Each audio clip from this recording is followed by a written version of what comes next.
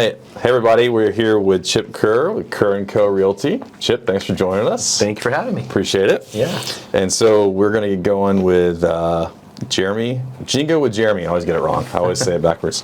So we'll go ahead and get started. And then, so there's some questions on the blocks. Yeah. And if there's a question on there, then I'll just have you read it out and answer that. All right. But I'm going to ask you some stuff as we go, too. All right. So if there's not a question on there, I'll just... I'm not very good, but I'll try. No question. Nothing on there. All right. So I think one of the big things, I was thinking about questions to ask you, and one of the things that I think is cool and rare is that we're both Brentwood OGs, you know? That's right. Born and raised here. And so, well, I was going to ask you, I know I was born and raised here. Were you born in Brentwood as well? I was actually born in Nashville. Well, I was born in Nashville as well. So, but yes. We lived until I was about 5 or 6 years old, like Percy Priest area. Okay. Yeah, and then we moved out to Brentwood, right across from the YMCA, where the YMCA is now. Wasn't there then, off Concord Road. Yeah. When I was about 6 years old. Is that where you were the whole time, like growing up? I graduated high school. We lived in, well, that's called Hallbrook, and then we moved to Foxborough. Okay. Yeah. That's actually when I was in high school. That's where I graduated from, and then my family, when I was in college, moved to Raintree Forest, and then they moved since then some. Yeah. But yeah, so Well, it's cool. kind of interesting. We grew up on the other side of Brentwood, like off Manley Lane, Holly Tree Gap. Yeah. Manley Lane is where we grew up. So Scales Elementary, kind of that that area. So Yeah. over on the other side. Yeah, that is unique to have two OGs. I know. together. I don't know if this one's gonna come out by itself. All right. No question on there. All right, we'll keep rolling. So I got to go now. Yep. I'm gonna ask you. I'll just ask you. So, let's see. What drove you to?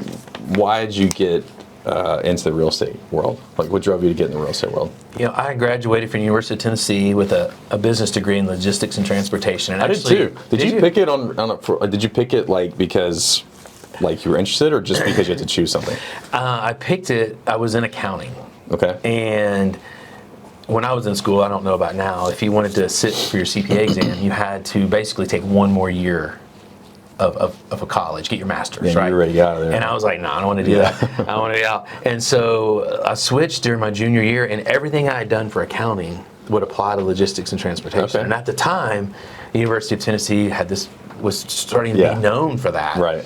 And they acted like there was all these jobs available, and it made it sound so great. Yeah. Right. So I got my degree in that and actually worked in that field for 5 years. Did you really? I did. I worked for a local trucking company in Knoxville for a while, and then I went to work for Ryder, like the truck rental, but it was in the commercial leasing and services to businesses division. So I did that, for a while. And well, you're better than me because I made it to one interview and they were like kicked me out after like one question. Funny. So but I did the same thing. I had to choose something, and L&T was supposedly really big there, so I was like, well, let's do that. So yeah, and now it's called, I think, supply chain. They've changed it. Okay. Yeah, so one of my sons is still in school up there, and he's in that. It's called supply chain. Okay. I don't know that he'll use it, but he's in it. You got to choose something. Yeah. So when we lived in Knoxville for a little while, when we moved back here, my wife actually got a job working as an administrative person at a real estate office in Brentwood.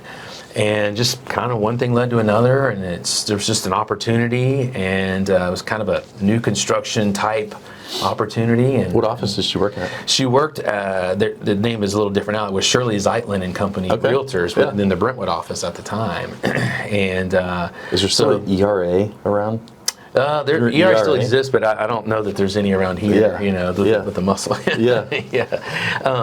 So I went to work for them in kind of a new construction type capacity, and I've worked for several builders after that, and longest stint was with Kerr&Co Realtors for about 16 or 17 years, and was managing broker there, and did a lot of new construction stuff, and did a lot of resale stuff, and then opened up my own company. So how many years have you been in it? 26. 26. Yeah. Rock and roll. 26th year, yeah. So. All right. I'm going to go conservative. Let's see what you got. Oh. I'm going to go conservative here. Oh, that one seems risky, doesn't it? That seems find risky. You a looser one if you want. Or you could do that one, Here we go. You got two coming out. Yeah. Do whichever one. Can you see it? Get over there if you need to. There you go.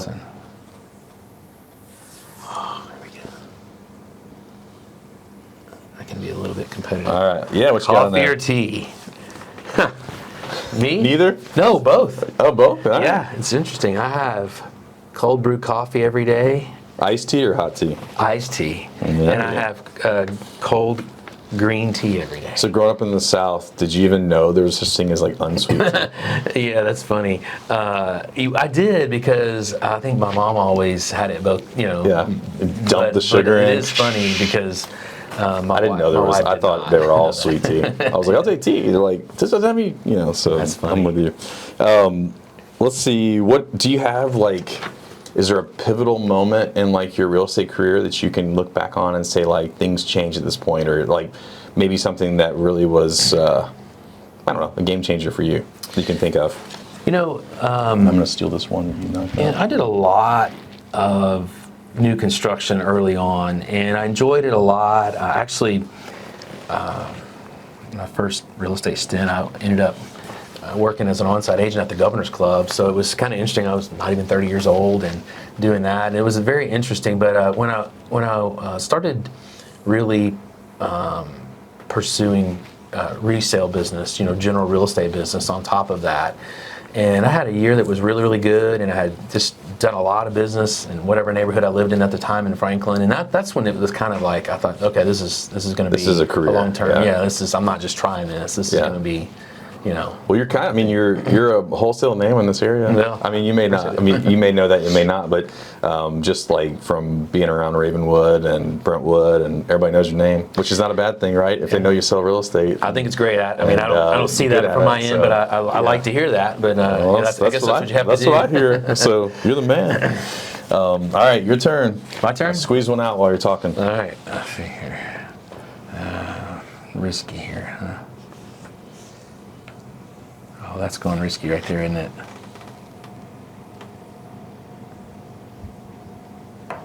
You got it. So how have you always been a UT fan? I have, actually. Since yeah. you were a kid, huh? Well, I didn't grow up that way. My dad wasn't necessarily. I mean, he wasn't anti, but he. My dad was actually a college quarterback at MTSU. No way. Yeah, and my mom was a cheerleader there, and it's just kind of funny. But they weren't like hardcore about that. But I did like it, and then when college started coming around, I actually wasn't going to go there to start with. I was actually going to go to Auburn, believe it or not. Yeah. And it was a very rare thing. I had a really bad car wreck the second day of my senior year in high school, and somehow I qualified for some weird scholarship grant for seniors who had their senior year disrupted, but they still graduated. It was very random. So it was I had to go to a state school in Tennessee to get that. So, but MTSU wasn't on your on your radar. I mean, that's a great school. It was Auburn was the school, and then you kind of changed. And I'm so glad I went there. Well, that's cool. Oh, there you go. What's your favorite holiday? My favorite holiday, I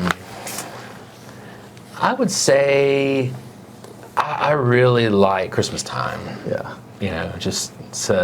To me, it's a more laid back time. A lot of people get stressed. Does your real estate world slow down? I mean, it slows down that time of year some. It does a little bit, but I think the slowest time of the year for that I've experienced is August, school starting back. Okay. Yeah.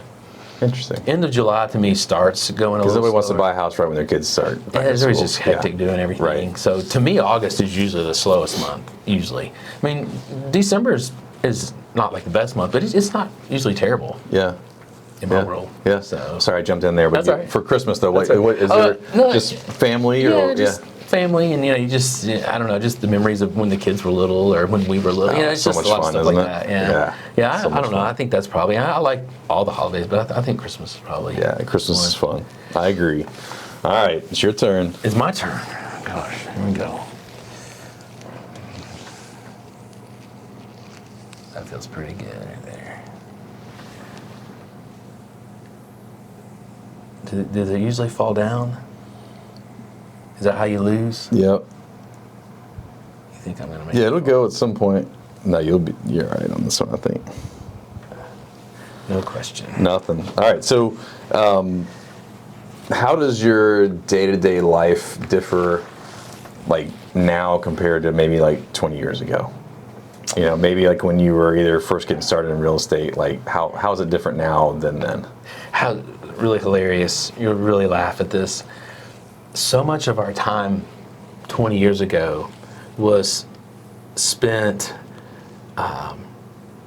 doing tours of properties, but if we were doing a transaction with you as a client or another agent, we went to your house to get things signed. Like, we might have faxed it, but we went to your house to meet with you to sign something. Yeah, which takes up a lot of time. Right? Yeah, I mean, it does. You got to plan. You got to be ready. You can't be in your sweatpants. I mean, it's like, and so now it's digital signature world. Stay in your sweatpants all day long. It's sign this, it's that, And I would say that the amount of time that has saved people that have been in the business more than 20 years is incredible. Yeah. But I don't think newer people in the business would maybe realize that. But I mean, probably the same thing in your world. I mean, you used to have to get people to sign stuff, and you didn't have the digital capabilities 20 years ago. We mailed out applications. Yeah, or people came in or whatever, right? Yeah. Same thing. Now hardly anybody. I get to meet hardly, just a handful of my clients. Yeah. I still like to do that. Obviously listing your initial, stuff and buyers. You're working with them. Showing properties, whatnot. But if you're showing a buyer around and they're ready to make an offer on something, you're like, cool, I'm going to go home prepared. I'll send it to you to sign. Like, it's not like we'll meet back up or do you want to go to the office right now? I bet you're right. That is a big difference. What I got to say, like, for you, I know obviously, that's a big difference in your world, but you are still very available, and I thought it was really cool. Like, we called you a year or so ago, me and Skip Brown, remember? About tracking you down, and somebody who's a successful real estate agent. It'd been easy for you just to brush us off, and I thought it was really cool that you gave, and you said you do this for most people, is you'll listen to them and talk to them, and they give them the time of day because you remember being at that point in your life too, and so I think it's really cool that you still do that, at the phase you are in your life. So I feel like to be successful in this business, you have to have good contacts, right? Yeah. And I feel like I've built good relationships with, whether it be a mortgage person or a title person or home warranty person, whoever, or subcontractors can help you with repairs on homes or whatnot. But you never know when you're going to have a disruption in business, and you never know when people's paths will cross and whatnot. So I always, if somebody locally calls me, I don't care who it is. I mean, maybe they may have something to offer that. You may not realize that, but that's not normal. Really? Yeah, I don't think most people do that, which I think is great that you do it, that you make time to do it, because it means a lot. So yeah, I mean, my business too is, and I tell my agents, it's like, answer the phone, call people back, try to answer if you can. It seems logical, doesn't it? Yeah, it does, but that's not common. Yeah, it's not common. We hear that all the time in our business. Like, thanks for calling us back. We're like, really? Yeah. That's all it takes? It's just to call you back? Yeah. Sometimes I feel like I'm doing it too much, and I'm like, I'm over-communicating with you. But I don't know. That's probably one of the biggest differences. I just feel like that's, I don't think people are calling me just to say what's up. I mean, some people are trying to just sell me something and whatever. Right. You can be nice and polite and respectful to them or whatnot. But I always feel like get back to someone quickly. Yeah. I mean, if it's more than an hour, I get a little stressed about it. And you're good. You're good at returning calls, man. I know. Yeah. All right, it's your turn again. Oh, gosh. I think you're setting me up here. I think I'm doing 2 to your 1. I am. That's my secret. See, look at that. Go. There's always the bottom level is always the secret one. That's always one's usually will go. All right, so let's see. Who would you say is your most influential figure in your life? It can be real estate, it can be personal. Like, if you want to give somebody a shout out to someone that's been really important to your life, yeah, he's actually passed away now, but he was a gentleman that lived in that neighborhood I grew up in Hallbrook, across the street from the YMCA. He would have been a little too old to be like a father type person, and obviously I had a father and everything was great there, but he was probably not old enough to be like a grandfather, you know what I mean? Yeah. So it was kind of that in-betweener. And he and his wife never had children, and we were just very good friends. Like, he was into old cars, I was into old cars, and just a lot of stuff I would just listen to him about, whether it be how he did stuff financially or how he, if he got pulled over by a police officer, how he handled it. Name? His name was Henry Durthick. Yeah, he passed away. I have the weirdest memory about dates. October 15th of 20. So he passed away on 10/15/20. 10/15/20. Yeah. Yeah, and so, his wife's still alive, and we're still close. But just a lot of things with him in life. He just was very good. Just role model. He wasn't a salesperson. He was an engineer. Yeah. And it's kind of funny. My older son, who's basically 24 now, he's an engineer. He's in the engineering world now. So they kind of got to. So he did your son got to know him a little bit too. Yeah, both my kids did know him. Yeah. Yeah. Sure enough. That's yeah, really for cool. Sure. But yeah, he was great. And I do miss him. And but a lot of good stuff with him. That's neat. That's a cool answer. And Hallbrook, is that?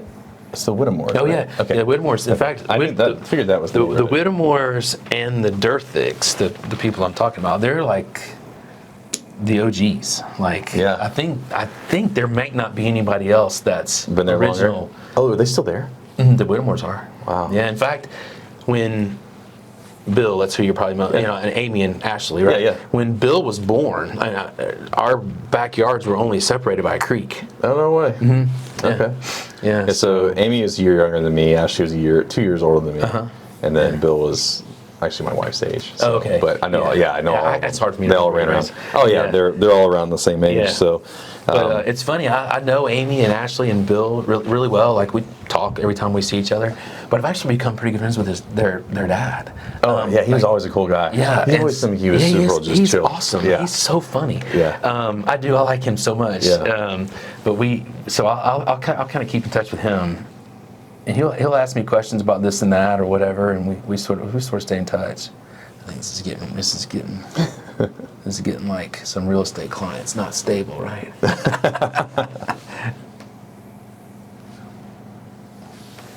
Oh man. Got it. No question on that one. All right. So I have. I want to make sure I get these questions. I think we're fine on this, but so. How many years did you umpire at the Brentwood Cemetery? Yes, that was awesome. That was a great job. I umpired. I remember you as an umpire. Do you? Yeah, and you probably umped so many kids, but you were awesome, man. Oh, I remember. I feel like you umped like all our games. Like you were always there. So I had a lot of fun with that. One of my good friends, who I'm still very, very good friends with, Eric Howell, he lives around here. We went to high school together. He was a year older than me in school. He had a job in high school where he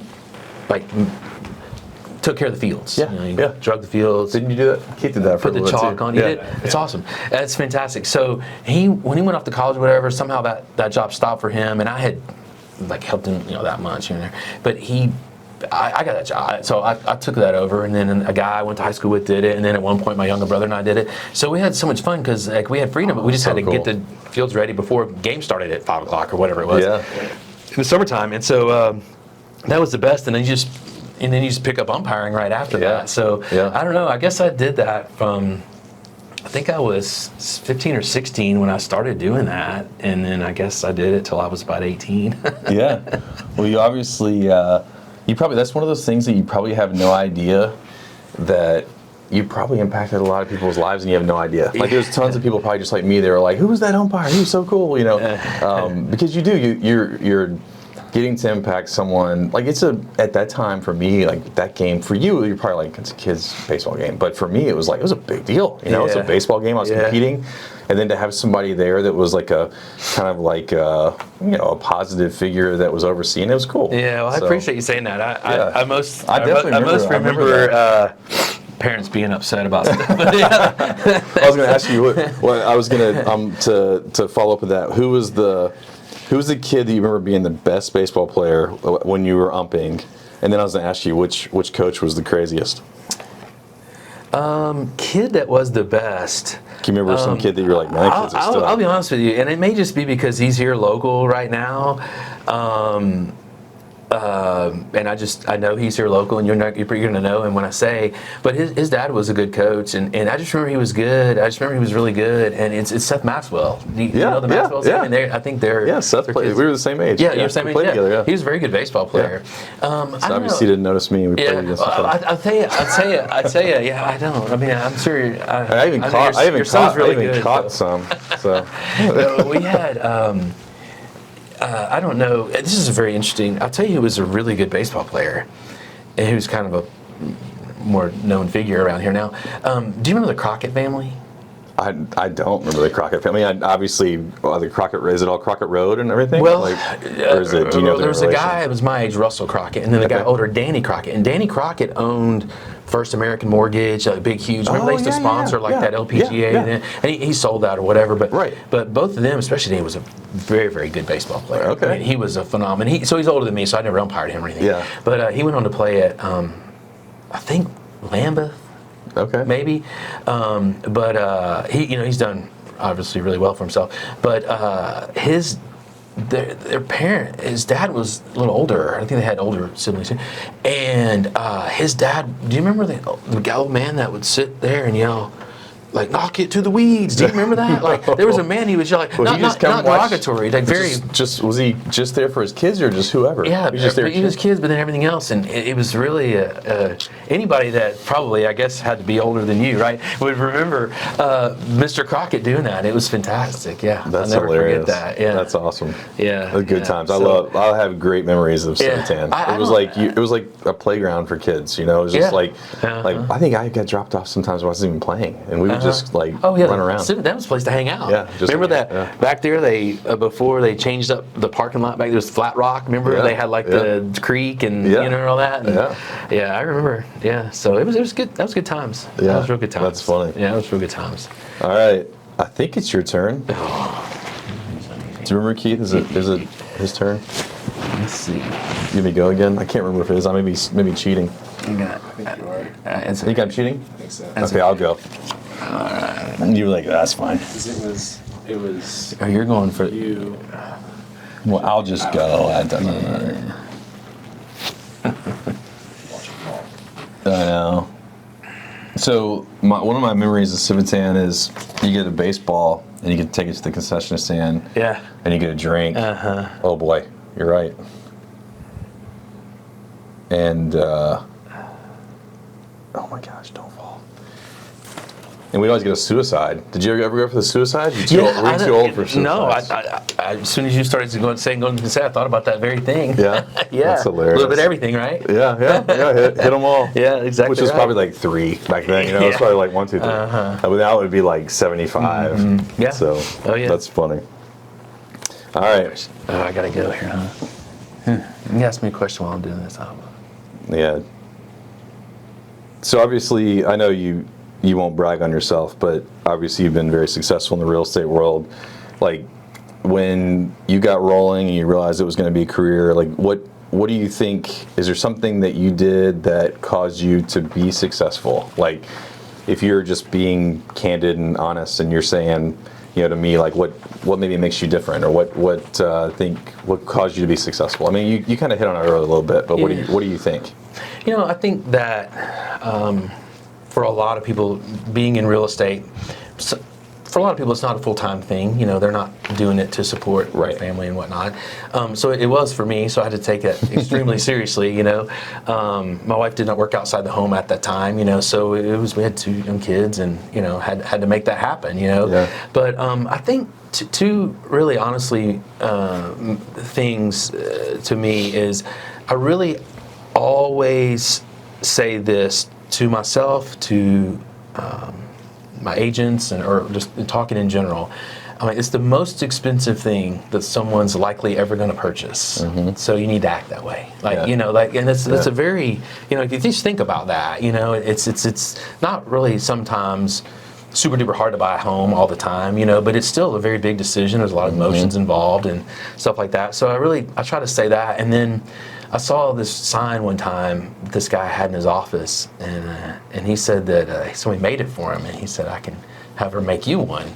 And I'm going to say this, and I want you to finish the last word, and then I'm going to tell you what mine says. Okay. Good things come to those who. What does that say? It's usually wait, I think. Yeah. The word wait is scratched out, and it says hustle. Okay. Good things come to those who hustle. And so I think I've sort of adopted that. Yeah. You know, I'm going to answer the phone. I'm going to handle something. I'm going to get something You don't want to done. sit around and wait, right? Come on. No.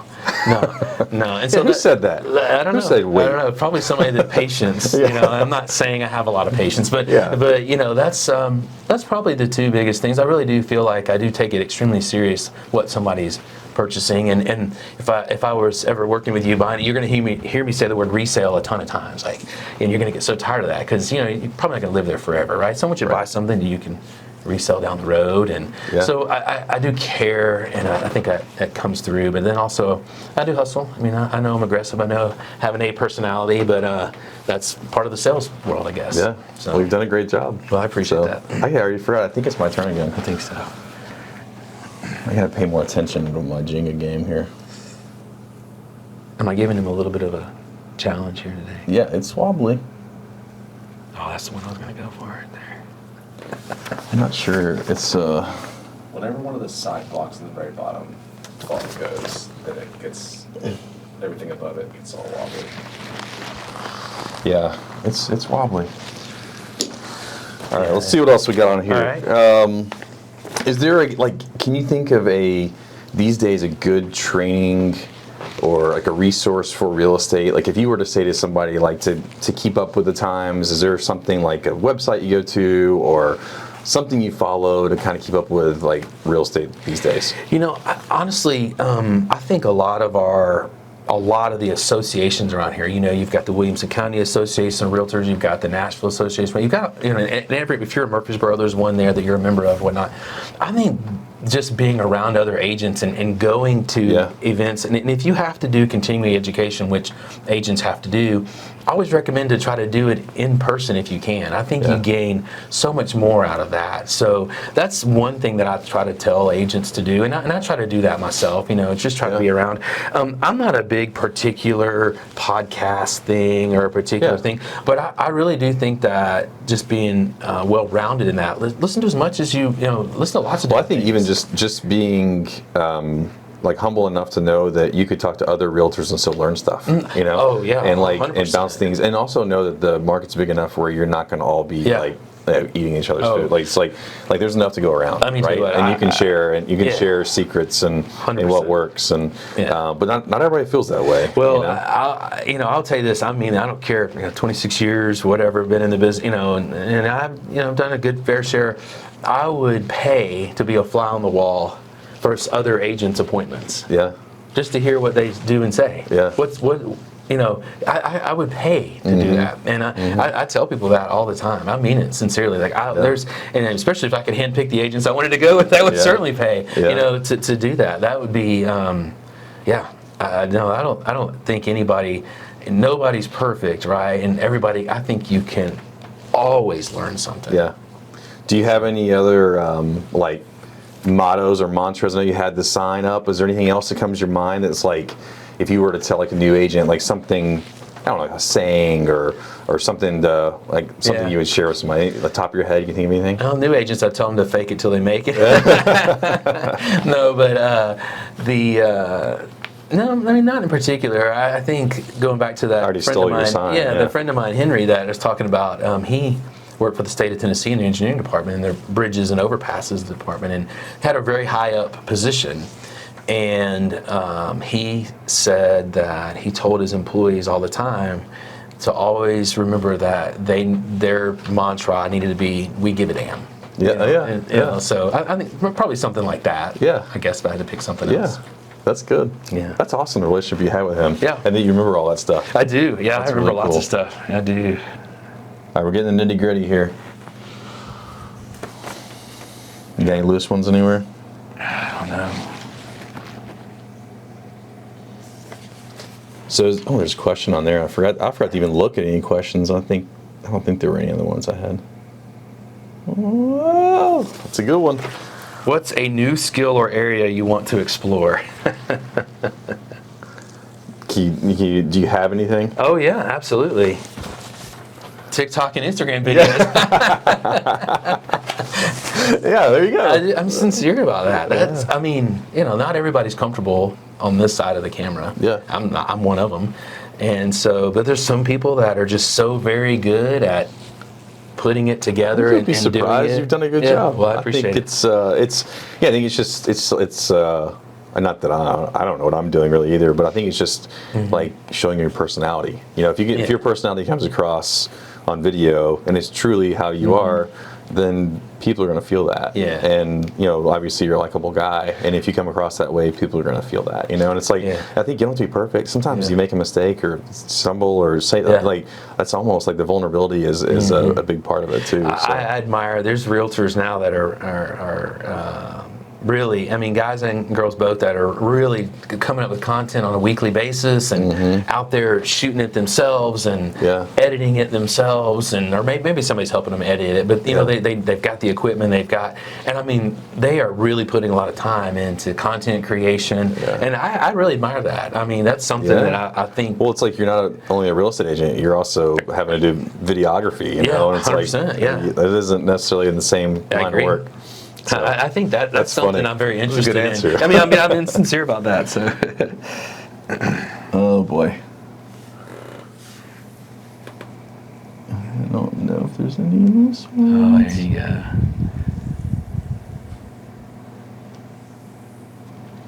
Man. What's the best vacation you've ever taken? We did a 12-day deal when the kids were much younger, 2014, to I guess 10 years ago, to Hawaii. We had a really good trip to Hawaii. I've never been to Hawaii. Yeah. Did you? Totally worth it. Where'd you go? Oahu. That's the island we went to. Yeah, it was fun. We had a great time. But you got to go for at least 10 days or so, right? Because it's a long trip. Yeah, I mean, I'd do at least a week. Yeah. Yeah, I would do at least a week. We want to do that trip sometime with our kids. Hopefully we get that before they get into college. I guess we still do it, but when it's easier to track them down. Yeah, I would totally recommend that. I mean, it's part of the United States. It's not like anywhere else in the United States, you know. And I would do the Pearl Harbor. That you can do that. That's a very, very, very interesting. Yeah, we did that right there. That's very interesting to go do that. So I want to take you up on that one of these days. Yeah. And get out there. All right, it's your turn. It's my turn. Let's see here. All right. I feel like this would be a good one, right? One of these middle ones right here would be, but I also feel like this one might be. It's pretty tight down there. I have 2 more questions I want to ask you, so we got to make sure. Ask them. I can concentrate on this and that. So do you have, obviously we have our, our inner dialogue, we have it up in our melons and talk to ourselves all the time.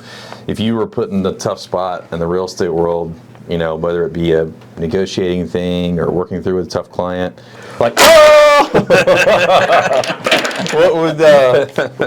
What do you have do you have a way to work through that as far as does the question make sense? Yeah. So when I guess it's like a mindset type thing. Yeah. Obviously you have times when you get in a tough spot. Like how do you work through it in your head? Yeah, because I've done it for so long, you never experience everything, right? There's always new stuff that pops up. Yeah. But if there's something that goes haywire, it's probably something you've been through before, right? And it may not be pleasant to deal with, and it may not be good outcomes, but probably just because I've done it for a while, I'm better at explaining it and staying calm, myself in that arena. But I probably also am a little better than I was when I was younger at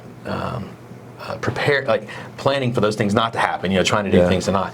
But it's a really funny bumper sticker that's around town that you've probably seen a bazillion times.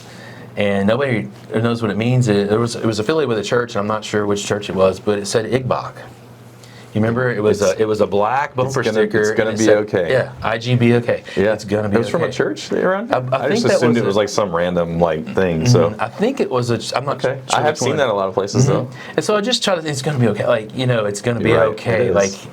If it causes a time delay or if it costs a little bit of money or something, it's going to be okay. What about any fatherly advice you give to your kids like that? Like same type stuff. Like if they hit a tough patch, is it going to be Can you tell me Igbok? I mean, what is there something? Yeah. Like, I mean, is there anything you can think of that you're like, you know what? Like, Yeah. what would be your mindset with them? I think probably the kids is different. You know, when kids get down, you know, you try to tell them what their, you know, that they have value, what their value is, you know, so that they feel good about themselves if they're in a bad spot, you know. So that's probably what with the kids, you know, my kids are basically 24 and 21 now, so they're a little bit older, but you know, they still have times, I guess. But you know, you want to, I think you want to let them know, you know, they're valuable and what their value is. Yeah. So that's awesome. Yeah. Well, my last question, this is a really important one. Yeah. No, I have two more. Okay. All right, so these are quick ones though. So, delights, Pargos, or red geranium? Oh, red geranium by far. Yeah. Oh yeah. I know all the other ones though. I know every one of them. All right, and then my last question is Bruin or Raptor? Where does your allegiance lie these days? I don't know. That's really Pressure's tough. on. I don't know You if can I throw it back at me. You can throw it back at me when you're I don't know if I can say it done. on video. Yeah. I mean, I'll say mine on video. You want me to say mine first? yeah. You say yours I first. think mine's a Raptor. You know, my oldest son played football. And Will Hester, we hadn't even talked about Will Hester. Yeah. A great guy, one of my good friends. I love Will That's Hester. awesome. Yeah. He was on that 2015 state championship team. I think I told you that recently on the phone. And that might have made me say what you're saying, you know. So I think if they play each other, probably might have to lean Raptor, you know, just because Will's a different level, Yeah. dude. I mean, 100%. I sat in on his football talk just recently, and it's like a masterpiece. I mean, the guy's like, I mean, he's got it nailed. I mean, just every word, everything he delivers. I mean, he's like a natural. I do not post that much on anything. Yeah. But if you look at my Twitter account and you look at all my posts, which aren't that many, you'll see, you know, I put a post up about him a long time ago, and it was when Michael Jordan won the thing, he was holding the trophy, and then when we won the state that year, 2015, and he had beat Maryville, which hadn't been beaten in however many years, and you know, beat that coach George Quarles, who's such a good coach. Yeah. When Coach Hester, Will was sitting on a couch holding the trophy. Yeah. And so I put those two together, like insinuating, like calling him the GOAT. But really, what I was saying is like, you know, Tiger Woods, I think, was born to play golf, right? Yeah, no doubt. And Michael Jordan was clearly born to play basketball. I think Will Hester was born to be a high school football coach. I mean, I think he could coach at any level, but I think he was born to be a high school football coach. He's special. I mean, There's no sincerely, doubt. I would say that right to his face, you know, right here. Oh, I would too. And I try to give him like shout outs when I see him, and he kind of just brushes it off. I know, yeah, like he's just like it's normal. Yeah, I'm like, he's so dude, cool, you were really good. He's like, yeah, all right, see you later, man. And I'm like, dude, no, listen to me. Like that was like next level stuff. Yeah, I mean, he has a really good story. My dad was a high school football coach. He was assistant football coach at Glencliff back when I was born. So and he and Will are tight and talk, and they talk football stuff that's over my head, you know. Yeah. And but when Ravenwood, the year before they won in 2015 and 14, they got runner-up. They went for 2 to win the game and didn't convert that. Yeah. We had Van Jefferson was the good receiver. Cole Brown was the quarterback. My son was a freshman, so he didn't dress on the varsity or whatever. But I would go to all the games and follow and watch, and you know, of course, I knew well and got so into it. You know, traveled around. And the game that we almost beat Maryville. I mean, we had them up. I watched it. So close. But he had thrown a lot. There was a lot of new plays in that game that at the core were Van Jefferson. I mean, it was a lot. I mean, things he did different out of the backfield, all kinds of stuff. And I asked Will later, I said, so like, who came up who came up with that? Because I'm just assuming like he's head coach. You got like offense coordinator. You know, like one of his guys on the staff was a friend and client of mine who was on offense. And I thought maybe it's Dan that did. You know, and he was like, well, let me all help him, but he wasn't really me. Like he was he's like, man, I came up with all that. You know, and like you don't know that, but he came up with all that. I know. And I don't know. I do it's think a tough job, but we're we're fortunate to have him in that position. I Mean, you're a community leader at that position. It's like, 100%. I mean, if you're in the Ravenwood community, Yeah. he's one of the guys. Oh yeah, and his wife is So great. His kids are great. His wife's wonderful. You know, kids are great, his parents are great. They still they live come right all the across the games. street. I know, we see him on the way in. Yeah, they're still in the house. Good. Yeah, so he's fantastic. I think a lot of him. I do. That's wonderful. Yeah. Well, tell everybody if they want to track you down. What's the best way to get you? Kerr&Co Realty, Chip Kerr, just Kerr&Co Realty.com is our website. You can see everything that you want there. And obviously you can simply just Google my name and I'm sure all the information will pull up right there. Wonderful. So I'd love to help anybody out that needs real estate needs. Thanks a bunch, man. Yeah. Thanks for taking it easy on me. Yeah, no, Appreciate thank you for it. taking it easy on me. That was fun, man. Thank good. you. All right.